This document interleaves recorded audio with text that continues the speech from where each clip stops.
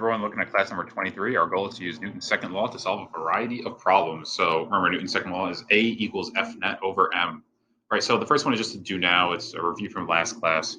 It's an inertia question, basically. So which one has the greatest inertia 2 seconds after starting? So we know inertia is proportional only to mass. So let's see which one has the biggest mass. That's not changing. So it's going to be this one here, because as we said, more mass, more inertia.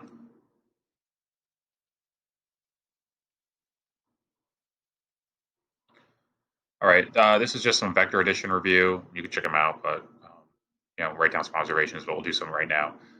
So it says a 50 Newton force pushes a box to the right, a 20 Newton force pushes a box to the right at the same time. What is the net force acting on them? Draw vectors. Draw vector arrows to help show work like you saw above. So we have a 50 Newton vector, and we have a 20 Newton vector. They're both pointing to the right. Now you could put them to tail if you want, but I'm not going to do that for now. And you get a longer 70 Newton vector still pointing to the right. So you can call it positive if you'd like. That's the net force. It's the two forces added together. If the box had a mass of 50 kilograms, what is the acceleration? A equals F net over M. F net is 70, and M is 50 kilograms. And we get 1.4 meters per second squared.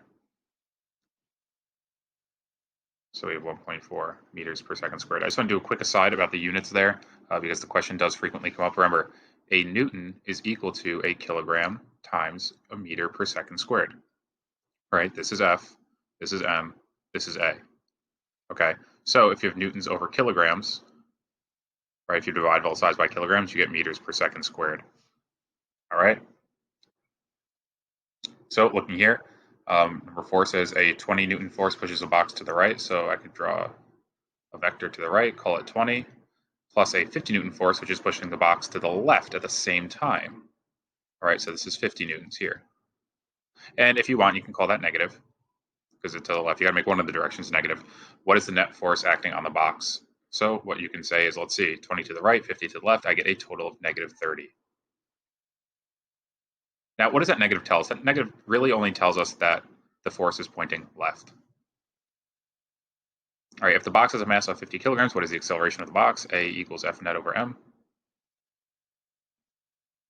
Negative 30 newtons over 50 kilograms, negative 0.6 meters per second squared. And again, that negative only tells us that it is accelerating left. A few students said, so it's moving left. Not quite. If the box is moving left already, then yeah, it's accelerating and speeding up in the leftward direction. But if the box is going to the right, a negative acceleration would tell us that it's slowing down. So just be mindful of that. This is only telling us the way velocity is changing, okay? Because if you're going to the right, you have a positive velocity. A negative acceleration would just mean your velocity is going down. If you're going to the left, you have a negative velocity. A negative acceleration would tell us your velocity is going up. All right, so a force of 50 newtons to the right and a force of 50 newtons to the left push on the same box at the same time. So let's see, 50 newtons there. And we have plus 50 newtons going the other way. Hopefully you notice here that this comes out to be 0. Okay, now this is an important point. I want to just take a second here. The net force is 0. That does not mean, clearly, that there are no forces acting on it. A lot of people will get that confused. They think, oh, net force is 0, there's no forces at all. No, it just means they cancel out. Okay, so that's an important thing to think about. So just to show your work here, A equals F net over M, even though we already know the answer. If the net force is 0 newtons and the mass is 50 kilograms, well, it doesn't really matter what the mass is. We get 0 meters per second squared. This object is in equilibrium. All right, so a 5 kilogram box is sliding across the floor. The box is acted upon by the force of 27 newtons east. So I'm just going to go 27 and 17 west. By the way, I'm purposely not doing free body diagrams right now because this is just a way to show you that you can do this stuff without formally doing free body diagrams. You know how to do this stuff. But if you wanted to do free body diagrams for this after class 24, definitely check them out and do them over again using free body diagrams. So we're left with here 10 newtons to the right. All right. What is this is our net force here. So A equals F net over M, 10 newtons over 5 kilograms, 2 meters per second squared.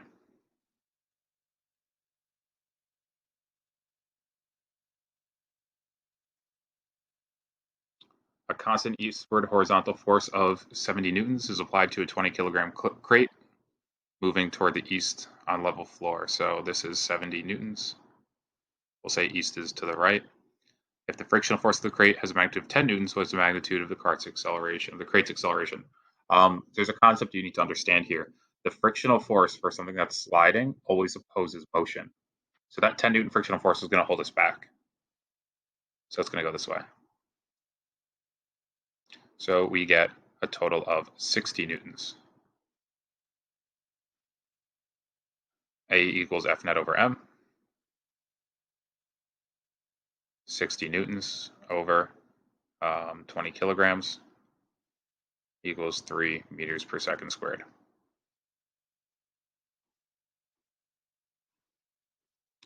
All right. Then we have a force of 80 newtons pushes a block north, so we'll make upward north, so that's 80. The block feels a frictional force of 40 newtons south, so add 40 newtons south. Hopefully you realize here, oh, that's negative, right? At 40. Oh, there. Negative 40 newtons, right? Because it's going downward. This one would have been like negative 10. Yeah, we got those. Cool. All right. So hopefully you realize you get 40 newtons going up. All right. The block experiences an acceleration of 4 meters per second squared. What is the direction of the acceleration? Well, first off, you know the acceleration's direction is going to be the same as the net force. So the direction is going to be north. All right. So we have our equation, A equals F net over M. Let's find the mass. A is 4 meters per second squared. F net is 40. And A is 10. Or excuse me, well, it ends up being 10. Is our unknown. Cross multiply. M equals 40 over 4 equals 10 kilograms. So the last question here is an old Regents written question. Let's check it out. So this question is a little deceiving, and I'll talk about why. As represented in the diagram below, a constant 15 Newton force is applied to a 2.5 kilogram box, so M equals 2.5 kilograms, accelerating the box to the right at 2 meters per second squared across a rough surface. That's a really important point, because if you look here, it can be deceiving. A lot of people might be like, oh, the net force acting on the box is 15. It's actually not. There's actually friction here, okay? And that, again, deceiving. But there is actually friction here opposing motion, because the second question tells you that you're looking for friction. Also, since it's along a rough surface, there is friction. So the net force is not 15. Well, there's another way you can tell the net force is not 15 here. If you look, our equation, A equals F net over M, well, you have M and you have A, so you can find F net. A equals F net over M. A is 2. F net is our unknown. And M is 2.5. Cross multiply. F net equals 5 newtons. Okay, so that's the answer there. Now, a lot of people were struggling with this one because they were like, okay, I got F net. I got the forward force. What's the force of friction? Well, you've been doing this all day, except you had the two forces on the object and you found F net. So now you're just kind of doing the process in reverse. You have F net, you have one of the forces, find the other force.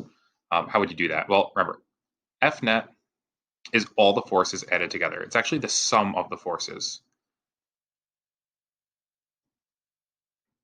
So F net is 5. That's the total force.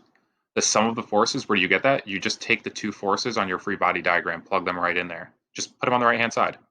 15 newtons plus force of friction. FF means force of friction. So doing some math here, the force of friction has to be equal to negative 10 newtons. Since it's asking for magnitude, you just have to put 10 down, but we can still call it -10. They'll still accept that answer.